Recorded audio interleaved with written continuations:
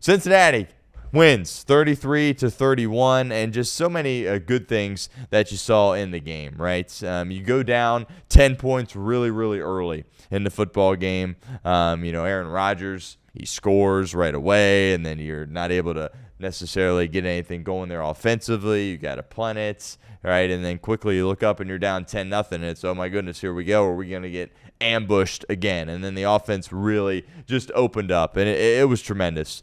Jamar Chase is the best wide receiver in the National Football League. There really is no discussion here at this point. And Joe Flacco did a masterful job at getting him the football. What he's been able to accomplish here for Cincinnati, he's been here for 9 days. And he's just, it looks like he's been here all offseason, all preseason, and all the season to this point. Like, it's just, he's fitting in perfectly with this team. And you hear about the reports like Jamar, he was sick, obviously, before the Green Bay game. And he was talking like, I got like about 12 reps with Joe, as in Joe Flacco. And then this week on a short week, Thursday Night Football, it's a lot of walk-through stuff, a lot of jog-through stuff, not, high intensity, high speed, full speed, route running. And, they're literally learning on the fly here with Joe Flacco, and he's doing a tremendous job in the process. He's getting rid of the ball very, very quickly. I believe the majority of his throws, he's getting out in 2.1 seconds or less. He's catching the snap, or he's under center, he's dropping back, he's hitting his back foot, and he's playing with incredible timing and incredible rhythm here on this offense. And that was something, obviously, Jake Browning really, really struggled with. And we don't want to make this, the Bengal and Jake Browning show, right, because I think we need to focus on how great Joe Flacco is. But it's clear how important the position is. Right, and if you have a guy that is competent and is playing with confidence and is believing what he's seeing versus a guy that doesn't, the differences are drastic. Keep in mind, this is the same team that Jake Browning was operating with, that same one that Joe Flacco is operating with, and clearly it looks totally, totally different. But Flacco was sensational in the ball game. Only took 2 sacks, I believe, in the game. And we'll talk about the offensive line here in a second. But 31 of 47, 342 yards, 3 touchdowns, no picks. And that was something that, they made the trade for Flacco. And it's like, well, he's still going to throw some interceptions, right? He's not going to do a tremendous job at taking care of the football. Well, he's yet to turn the football over in these 2 games against the Packers and the Steelers, against some really good defenses. And he's done a tremendous job of that. And, watching the games, he's not even putting it in harm's way either. Right? Even sometimes with Joe Burrow, he makes a decision, and you're like, oh, I was maybe a little bit too aggressive there, Joe. But, Flacco's not doing that. Anytime he throws the ball, it's either in a position where his receiver can get it or, it's incomplete. He's not putting it in harm's way whatsoever, and that's been tremendous. There's been, there's one, I think, that was batted down. There's a deflection, and that, maybe worries you a little bit, right, that could get picked off. But he's doing a tremendous job taking care of the football. And just the poise that he has, in the pocket, right? His heartbeat is just flat. It's not spiking whatsoever. He's cool as a cucumber, and he's always been like this, by the way. I remember that kind of being frustrating when you're playing those Baltimore Ravens teams, right? And it's just like, you can't rattle this guy. And that's still the same here. Now in 2025, as a 40-year-old man, really is hard to believe that he is, playing at this level, and he can just pick up and, do it right away. And the Bengals deserve so much credit for making this move, and we'll talk about the Cleveland side of this in a second. But, we all ran through the options of the potential guys that they could trade for, the Russell Wilsons of the world, the Jameis Winstons of the world, Drew Lock, right, was the name that got floated around, Sam Howell there as well, Derek Carr out of retirement. But they couldn't have executed this any better. Again, we'll talk about the Cleveland side here in a second. But somebody that's just all football, no nonsense. He's got a great head on his shoulders, family man, right? He's not going to, say anything outlandish, humble, down-to-earth guy, just focused on playing football, and has had, obviously, tremendous success throughout his career. When Lamar took over his job in Baltimore, there were some people like, you know what, that might be it for Joe Flacco. But think about all what he has done since being the starter in Baltimore. He's bounced around. He's been a great backup. He's been a good starter when he's gotten called upon. When guys get hurt, he steps in. He plays at a high level. He's a tremendous football player. And the fact that it only took giving up a late-round pick, a day 3 pick to get him, is tremendous from Duke Tobin and Zac Taylor and company. And now those guys deserve a lot of criticism for how things have gone this season, how things went last season, the overall draft and development process. I get that. They deserve a lot of criticism. And you can make the argument they deserve a lot more criticism than they do credit. And you might be right, and you probably are right, to be completely honest with you. But this trade was masterful work from the Cincinnati Bengals to only give up the pick in which they did. I was talking to Reed this morning. It's like, based on how he's playing, like, I may have given up a 4th-round pick, for Joe Flacco, based on, the level in which he is playing. It has been sensational. And then, of course, you have the Cleveland side of this. And this is just Cleveland, man. It's just Cleveland to a T. They cannot do anything right on the football field, off the football field. It's just Cleveland, man. It's just Cleveland. And it is just a disgusting franchise. They're a disgrace. They're an embarrassment, right? It's bad. Like, they started this guy in week 1.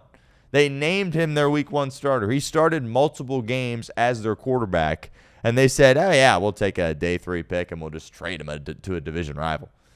I mean, that is everybody needs to be sending a Christmas card to Andrew Berry, maybe a couple of presents there as well, because, that is just a gift, a total gift, that when the Bengals were in this spot, such a dire spot, you just gave them stability and only needed a 3rd-round pick in order to do it. That is just Cleveland to a T.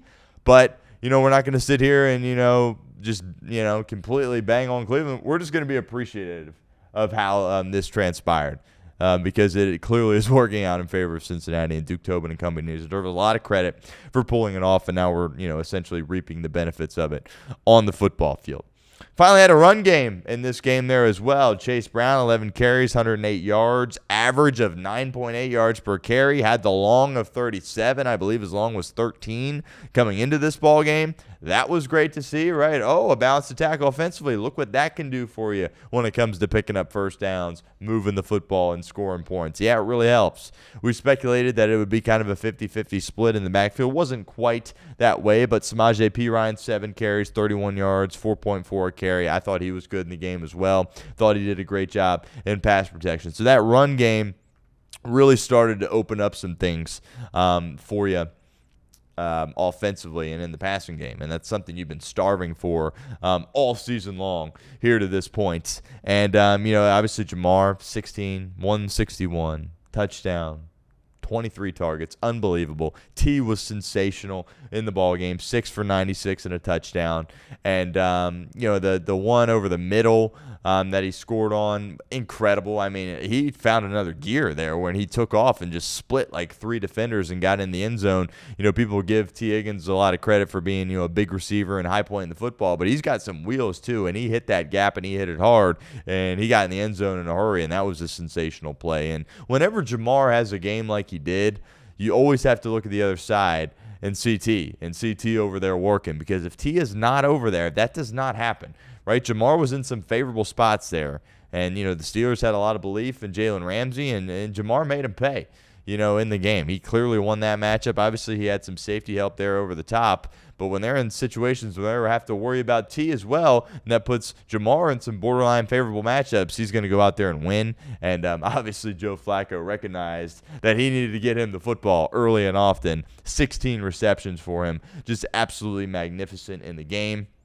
Yoshi, I was hard on Yoshi throughout the week. He had the 3 drops last week and then the drop early in this game, and you're like, oh my goodness, 4 drops in these 2 games. In the span of 5 quarters, like, what in the world is going on? And then what did Joe Flacco do? He trusted him there in that spot. I don't remember if that was late 3rd quarter or early 4th. 3rd and long, hangs in there in the pocket, guy in his face, T's doubled, Jamar's doubled. Let's go to the guy that's had the drop issues over the past 2 games, and just a beautiful ball right down the middle, deep shot to Yoshivas, and he hauls it in, and that was one of the biggest plays in the game. So that was unbelievable from Yoshi. There were some people in the crowd that were, cheering when he caught, the ball, just because, the kind of a sarcastic cheer after all the drops. But, credit to him, and the coaching staff continued to believe in him and put him out there. I was sitting there saying, let's get Tinsley in there as that 3rd receiver. Zac Taylor, Dan Pitcher, they opted not to do that. They trusted Yoshi, and he had an incredible catch there, 3 catches for 49 yards in the game. And again, if you got T. Higgins, you got Jamar Chase, and that third guy is the guy you have to be worried about too, look out, because then, really the entirety of your offense is coming here at that point. And also want to give a lot of love to Evan McPherson. Nobody really is talking about him and his performance in this game. 4 field goals, huge, made all his extra points.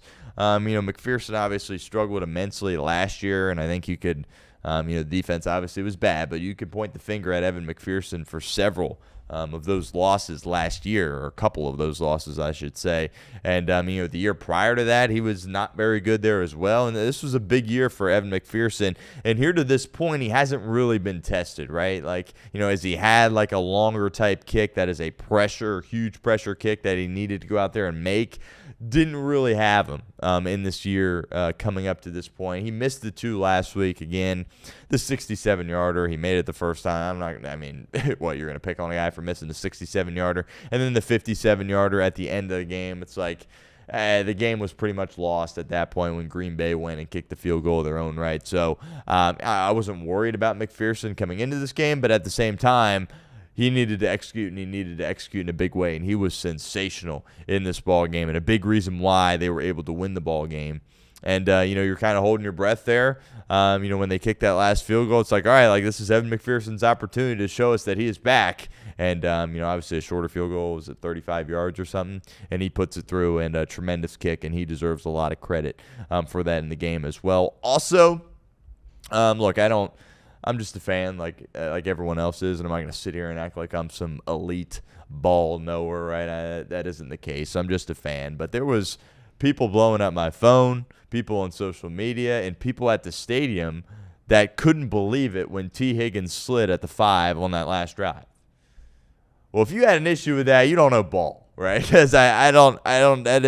That is just brilliant decision-making from T. Higgins, and it's brilliant coaching from Zac Taylor. And Zac said after the game, they talked that over on the sideline. I believe he told Fant, and Fant told it to the huddle.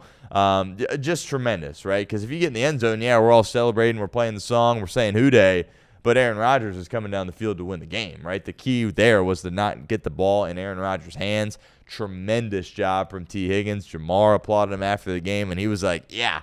Because they asked him, would you have struggled to slide down? And he was like, no, I wouldn't have struggled. And they were like, why? And it's well, if you want to win the game, you get down in that spot. So that was tremendous coaching and tremendous decision-making there from T. Higgins. And again, if you were upset about that, then you just don't know what you're watching. And that's okay. But, that was a brilliant decision by T. Higgins to do that. And that was obviously a huge decision in the football game. T. Higgins was brilliant in this game. And again, as I talked about, when Jamar gets unlocked like that, there's a reason. And it's because Five's doing his thing there on the other side. So offensively, so many good things happened in the game. We talked about the Green Bay game last week, and that's why we had so much confidence that Cincinnati was going to win this game and perform well on the offensive side of the football. Is because what you saw in the second half against the Packers at Lambeau Field, and it's you got some favorable matchups here against this Pittsburgh team. Obviously, they've got some dudes there on defense. It's a tough unit. You've got a suspect offensive line. But there was reason to believe that you'd be able to move the football in this game. I thought Zac Taylor's play calling was tremendous. Look, the knock on Zac Taylor, and rightfully so, is his play style and his offense is too vanilla and it's not creative enough. That was not the case here in this game. There was a couple of plays, and I can't remember the last time I've seen this, honestly, where, it's we get Joe Flacco rolling out, and we got a wide-open guy here for 15 yards. That's scheme. That's design. That's good play calling there from Zac Taylor. That happened a couple of times. Some of the run game stuff was a little bit more different, and it wasn't just, we'll get under center I formation, turn around, and run it up the middle. It was a little bit more advanced than just that. And, I thought Zac Taylor deserved a lot of credit. Now, I know there's some people out there saying it's one game, relax. I hear you, right? Zac can't go and lose to the Jets next week. He's got to keep this going, but I just commend him for being able to keep this team, keep this locker room together, have them ready to play on a short week. And, turnovers and penalties, I think, in a lot of ways can be a reflection on your head coach. Bengals, since Joe Flacco's been the starter, have not turned the football over. Obviously, he deserves a lot of credit for that. Zac Taylor's not out there on the field, but, that's a message throughout the week, understanding that, hey, how important it is for us to win the turnover battle, stressing it to guys on defense. And, that was huge. And then penalties, right? I mean, that was always been the one thing Zac Taylor's been able to hang his hat on with this team is usually they're pretty disciplined and they're not very penalized. And then, there was a couple of games, the Denver game, of course, where it was penalties galore for Cincinnati. Past 2 weeks, that has been really cleaned up, and Zac deserves a lot of credit for that. So, happy for him that he was able to pull off this win, but he's got to continue to build off it. His team has to continue to be ready to go. And you're in a spot here against the Jets. I get they're winless, but for now. But it's an NFL team, right? And, even if they beat Carolina and have one win, like they're going to be starving to come into your place and, make a statement as guys are playing and coaching for their job. So, and Reed brought this up on Off the Bench. As good as this feels now for Cincinnati, it could feel equally as bad if you lose next week to the Jets. And they have to win. They need to win that game against New York at home. The momentum that you have, it has to happen. And, we'll see ultimately if they are able to do that. Offensive line, best they've looked all year, right? Best they've looked all year. And who would have thought all the conversations that we had on this show, when I was talking about the Bengals elsewhere there as well, is, what are they going to do at those guard spots, right? You drafted the guy, you got the one guy in free agency, but it wasn't like a big-time get. Like, what are you going to do? Well, it looks like, so far, after one game, the best interior guys might be Dalton Risner and Jalen Rivers. Who would have thought that was the rookie that you would go out there and he would be your guy, your fifth-round pick out of Miami. He was great in the game. Risner was great in the game, right? Remember, you signed him, and then, he had the bad game, and then he's not playing. And then, with the injuries that you had, he's in the lineup. And he was awesome in the game. And Orlando Brown Jr. finally was like, okay, like you actually played a football game. And like, I was there, so maybe there was a couple where he had some really bad reps, but like there's always been plays in the previous games this year where it's just like, dude, like you're not moving, you aren't good, you're a cone out there. But you didn't really have those moments for him. Mims playing through the injury, he deserves a lot of credit there as well. Karras hung in there, he's struggled to this point. So we'll see if it was a fluke. Maybe it was, right? But yeah, it's a good front for Pittsburgh, and we'll see if Cincinnati is going to be able to, hang on there with this offensive line. Now, Zac did say after the game that they didn't go with Fairchild because, he missed the game last week, was hurt, did practice this week, but it's a short week. It's not high-speed stuff. It's basically, glorified walkthroughs in a lot of ways for Thursday Night Football, and they didn't want to send Fairchild out there against that front based on being out the previous week and then just kind of on a short week. And then Lucas Patrick obviously was available to go, and he was your week one starter, and Zac said he still has faith in Lucas Patrick. But now you have some options along the offensive line, which I think is a good thing, right? For the most part, it's been like, oh, we've got these five guys out there, and these guys aren't any good, and then if one of them get hurt, then we're going to be even worse. Doesn't really feel like that after this game. Now, again, could very well be a fluke, right? Because you've had awful games along the offensive line for every game, literally, really, in my opinion, besides this one. But they did a tremendous job against that front. Risner, great. Rivers, your fifth-rounder. I was super high on Fairchild, but, I mean, I get he was hurt, but Rivers, I mean, how about him? He was tremendous there in the game. So very promising from an offensive line perspective. The run blocking was better, obviously. Chase Brown had a nice game. And, that's the Cincinnati Bengals that we are accustomed to seeing. Remember, this was a team that was supposed to be able to win on offense. Like, that's how they were going to win games. And that's the blueprint for this team over the course of the next 5+ years with the core in which they have. They're going to win with offense and hopefully play well enough on defense. That is their identity. And when that's your identity and you're not scoring points for a 4-week stretch, right, until the second half of the Green Bay game and garbage time of the Detroit game, that's a real problem where you can't even, live up to your identity and you're trying to be this different team. Like, no, that's the Cincinnati Bengals. They want to be flirting. Look, it's the NFL. They're not going to score 30 points a week. I understand that. But it's a high-octane offense. You run a lot of plays, score the football, kick field goals, score touchdowns. Like, that's their identity right there. And it was finally good to see them get to that, right? Because we literally haven't seen it yet in this season, right? Through 7 weeks, that was the first time that we saw that. And, it's frustrating. It obviously took that long, but that is this Cincinnati Bengals team. That is their DNA. And if you have a trigger man in Joe Flacco that is capable and competent and can get the ball to his playmakers, and you have Zac Taylor settle into a bit of a rhythm as a play caller, and now you have a run game, and now your offensive line's getting better, this thing can really open up for you, as you turn the page to your rest of your schedule, which we will do in a second. But do want to talk about the defense, and we'll start with the positives here. And of course, that was the 2 turnovers, but then we'll have a bit of a reality check here for the defense, because obviously that was that was not good on the defensive side of the football. But big reason you won the game, because you won the turnover battle, right? Turnovers and penalties, you check both those boxes, you win the game at home against the division rival, the Pittsburgh Steelers. By the way, we talked about the trend that a home team in an AFC North Thursday night football matchup has not lost since 2015, and that continued obviously last night with Cincinnati's win. Sometimes the trends, you just got to ride them, and for whatever reason, away teams in the AFC North on Thursday night are really, really struggling to pick up victories. DJ Turner, mentioned this on Off the Bench.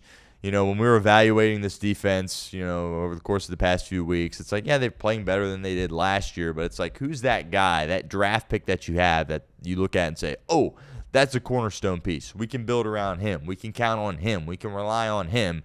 And there really wasn't that guy. You couldn't do it, right? The only guy was Trey Hendrickson. It's like, well, he's not even going to be here next year. That guy might be DJ Turner, right? DJ Turner, sometimes things just click in this league. Obviously he's had some bumps and bruises, right? This is a guy that got beat out, remember, last year in camp, coming into the year. It's like, oh, it's DJ Turner and Dax Hill, as Dax Hill made the transition from safety to corner. And, DJ got beat out, right? And then, he was in the game. He was obviously still playing in some games last year. And then he started to play really good. And then he broke his clavicle in that game, that primetime game against the Chargers. And then it's like, you know what? He's hurt. Dax is hurt. Unfortunate. You kind of forget about him a little bit, right? Because it's not like he had put together this long stretch of great play prior to that. And then in camp, there were the stories about DJ Turner in camp. He doesn't look good. He's getting beat. You get these highlights of T and Jamar making plays, Joe Burrow throwing the ball. It was always on 20, seemingly. He could be a stud, right? And he's playing with some serious confidence right now. And as I mentioned, it's not fluky stuff here with Turner. Like, it's not like, oh, he just happens to be in the right place at the right time. No, like, he is on these guys defending like white on rice. The ball skills are unbelievable. The speed has looked tremendous for him there as well. And, I'm not going to call him a budding superstar yet, but these have been the 2 best games of his career. He's been sensational. That interception, I mean, insane. Absolutely insane. He bullies DK Metcalf. That guy doesn't get bullied, and he rips the ball away from him and somehow gets both feet down. I thought it was incomplete initially, and it's like, oh, my goodness, I think he caught that football before he fell down out of bounds. He did. Tremendous play. Absolutely tremendous play from DJ Turner, and I'm excited about him, right? Because if that's a guy that you can put on the best wide receiver on the other team, and you feel good about him locking him down and getting some PBUs, maybe getting an interception or 2.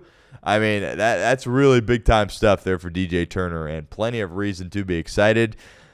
It doesn't feel like a fluke. I get it's only been 2 weeks, but he's just everywhere. He flies around. He's got great speed, great awareness, good tackler really there as well. So, maybe he's a budding superstar, and that would be huge because he was a top-of-the-line resource. I believe he was a second-round pick. Like, they, needed him to come in here and be solid. And if he can be a star for you, look out. Dax Hill, he got beat a couple of times. Dax Hill's good. There's some people picking on Dax Hill.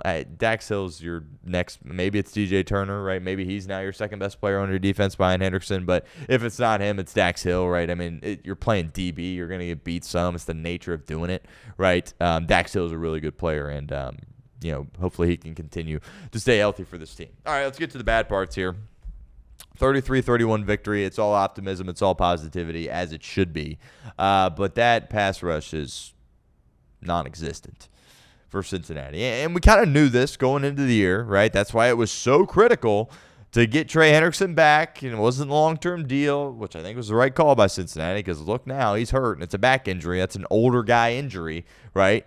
So it looked like Cincinnati, at least for now, kind of got that right. That was the concern. He's getting up there in age, 30 years of age. Didn't want to give him, guarantees beyond this year. He's hurt. He misses a game. It's a hip. It's a back. That's an older player type of injury. It can linger. So maybe Cincinnati made the right call there. But without him, my goodness. The pass rush is just absolutely non-existent. And, we were worried about that, right? Because, Aaron Rodgers, you give him time. I don't care. He's 41 years old. He's going to dime you up. We said that yesterday on the show. And that's what happened. Aaron Rodgers was unbelievable in the game, apart from the 2 picks. And the one wasn't his fault. It was just DJ Turner making an absurd play. But with all that being said, you do have to understand that unit has to be better if this team wants to hang around, if this team wants to be competitive. Because if you give quarterbacks at this level, the professional level, and maybe even Justin Fields next week, right? If you give Fields that level of time, and Fields is a really bad quarterback and does not deserve probably to be the starter, right? But if you give him all that time, he might look pretty good, right? To be honest with you. So that's got to get fixed. Shamar Stewart's, we hadn't seen him since the Week 2 game against Jacksonville. 17th overall, rookie, right? The Bengals needed him to come in here and have a big game, and he wasn't able to do anything. Is it because of, the ankle? Was it still bothering him? I don't know, but was it the inexperience still? It was only his 3rd NFL game, maybe, but I've got reason to believe he'll be better, but he didn't do anything in this game at all. He didn't help you out whatsoever. Miles Murphy, what did he do? Nothing, right? He didn't do anything. Cam Sample, who I like, but it's like that's not his. Like, he's not going to come in and be that guy for you. Like, he's a rotational guy at best, right? And I do believe he actually had one of the 2 TFLs in the game for Cincinnati. And then Osai, we talked about him.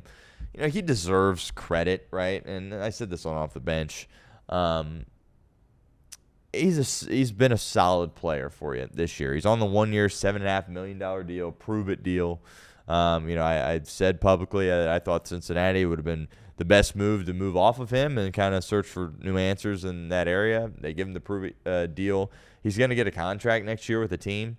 He's done enough to deserve one. He's not going to, get some crazy deal, but, a pass rusher that's young and has some ability to get in the backfield, like, he's going to get paid a good contract. So I do give him credit for that. But when you need him to be that guy, he can't be that guy, right? Like, if Shamar Stewart can be like, not necessarily at the level of Trey Hendrickson, but be that type of player, and then Osai's your 3rd guy, he'd be great at that. But they're asking him to be the one right now when it comes to getting to the passer, and that's just not him, right? It's just not. And I don't think it ever will be. So I don't know. They've got some questions there on the interior.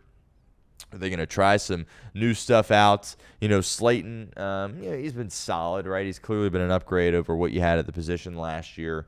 Maybe we're hoping for a little bit more because there's no real interior pass rush there. It's more of just a run stopper guy. Same with Jenkins. He's gotten in the backfield in recent weeks. I believe it was the Minnesota game where it's like, he found his way in the backfield. That could be positive. McKinley Jackson, by the way, he was your 3rd-round pick last year. He continues to be a healthy scratch. It's obviously a red flag. Obviously not a good sign. Maybe you try to work him in to the lineup in some capacity, but without Trey Hendrickson, it just ain't there. That's a problem because they're not going to be able to hang around and be a formidable defense if they don't have any pass rush. And like Al Golden a few times in the game there as well, he tried to send pressure, and they send 5 guys, and they don't even get close to getting home there either, right? So it's like, well, then you can't blitz because then you're going to have a guy running wide open, and when you have Aaron Rodgers as the quarterback on the other team, he's going to make you pay. So that's the biggest concern, is that if you play like that without Trey Hendrickson from a defensive line pass rush perspective, that's a serious issue.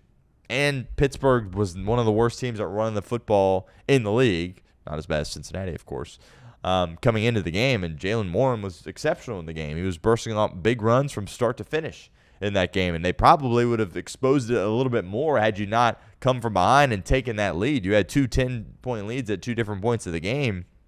And if you weren't in that spot, and it was, a spot where Pittsburgh maybe had a 7-point lead for longer than what they had their lead early in the game, they probably would have leaned on the run a little bit more, and that would have been problematic for Cincinnati because you weren't stopping the run there whatsoever. So serious questions there, along the defensive line. I don't know how it gets fixed. I don't know. You give McKinley Jackson a chance. Cedric Johnson, he's been on IR. He was your 6th-round pick a couple of years ago.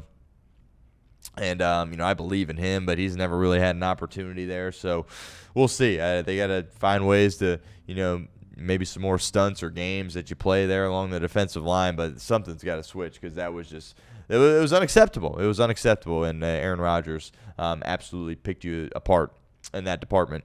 Linebacker, you saw Logan Wilson get some more reps out there with the defense, which is the right call by Zac Taylor. They had made the full change there in the Green Bay game last week. I thought that was like too much. Like, come on, chill out with that. That's fine. You want to get Barrett Carter more time, but let's not completely sub out Logan Wilson here. And Logan was still playing on special teams, and Barrett probably don't have the snap counts here, but it felt like he was probably out there a little bit more. But they gave Logan Wilson an opportunity there, and I think that was the right call for them. Demetrius Knighty made some big plays there from a linebacker spot, and, of course, he covered well. Geno Stone had some big hits, but he was bad again in the game.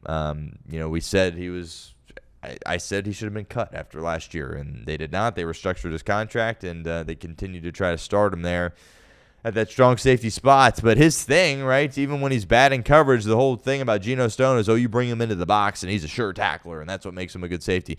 Multiple missed tackles in the game last night as well, and just kind of a lack of, I don't know, I'm not going to say a lack of physicality because he did have a couple big hits, but it's just like you got to make those plays, if you're starting in this league. And, he's had an opportunity. He's been out there a lot for, the Bengals these past few years, and he hasn't been very good. Jordan Battle needed that bounce-back game. He was bad in Green Bay. The team continued to trust him. And he had that huge interception in the game. Mistake by Aaron Rodgers, but Jordan Battle was there to make him pay. He was sensational in the game there as well. And, we'll see if this defense can improve off of that. But have to find a way to generate more pass rush. Hopefully Trey Hendrickson can play. But, yeah, just that has to get better because that wasn't even close. And speaking of Aaron Rodgers, I was at the game last night, and that was the reason why I was at the game because I've never seen Aaron Rodgers play in person, and I wanted to see that before he retired. Say what you want about Aaron Rodgers off the field. Obviously, he's weird, a little weird, right? I mean, yeah, he's weird. Let's not beat around the bush here. He doesn't talk to his family, estranged from his family. Like, that's what are we doing there? Like, people, as Reed alluded to, like you have people he was in relationships with that are saying that he's an awful person. Whatever, right? I'm not in the business of getting involved with that kind of stuff. All I know is when he's out there on the football field, he is unbelievable. And, the best thrower of the football that I've ever seen in my life, in my opinion, the best one to ever play the game. And he's still got it in that arm. Obviously, he can't move around the same, but, I mean, it felt like this was going to be his last year, but if they protect him, he can play another year because, I mean, cerebrally, he's there. I mean, he just has all the answers at all times. Those throws that he made, like it was, I despise the Pittsburgh Steelers, but seeing him make those throws, man, were just awesome. Right, they're just awesome throws that Aaron Rodgers made, and he's still he's 41, and just his athleticism within the pocket and how he moves within the pocket, and then when he spins out, and he still looks like he's really good. And I said this right on the show. I was like, Pittsburgh's going to be a heck of a lot better this year because they have a quarterback. People laughed at me and said, "Oh, Aaron Rodgers, he's 41, he's washed, all this." He could still play, and he was tremendous in the game last night. Had the 2 turnovers. The one wasn't really his fault, just a sensational play from DJ Turner. But Pittsburgh's still going to be a threat. They have a tough schedule ahead, but they're still, I view them as a 10-win team probably, maybe a 9-win team. But he's going to continue to win games for him if he's healthy, and he was great. And that was just so awesome to see, right? Just to see him play. I mean, that was unbelievable what he was able to do. And the Hail Mary, as well. You kick the field goal, and then it's like you got people like, all right, we're going to go beat traffic. It's like, do you know who the quarterback is over there, right? And one, it's the Bengals, right? It ain't over until it's over. And do you know Aaron Rodgers over there, the king of throwing Hail Marys? And it was just insane to see him spin out of the pocket to his left, run into it, and it was 70 yards. Just a beautiful throw, and the stadium, when the ball went up in the air, just kind of went silent. It was just an incredible moment as the ball was just soaring through the air, 70 yards, perfect trajectory, and comes down perfectly. And I'm like, oh, my goodness, are they going to catch this? But then you get it batted away by, I believe it was DJ Ivey. It was a great play by him, and you win the football game. But just to see Aaron Rodgers play, that was incredible. absolutely incredible to see him out there. As you turn the page for the Bengals going forward, you got 2 games here. I said 2-1 going into the bye. It needed to happen. Now you're in the driver's seat of that happening, and you don't want to look past the Jets, obviously. NFL team, they're going to be starving for a win. But 3-0 now really becomes a serious possibility for you. And you got the Jets at home, and you need to win. And, there's a confidence and a swagger that this team has now. And it's amazing how quickly things can turn in this league after a big-time performance on primetime, and that's where Cincinnati's at right now. We'll spend plenty of time in the future kind of going through the schedule and, exactly what, things look like here at this point. But unbelievable win for the Cincinnati Bengals, and a great day to be living here in the city of Cincinnati. Bengals win 33-31.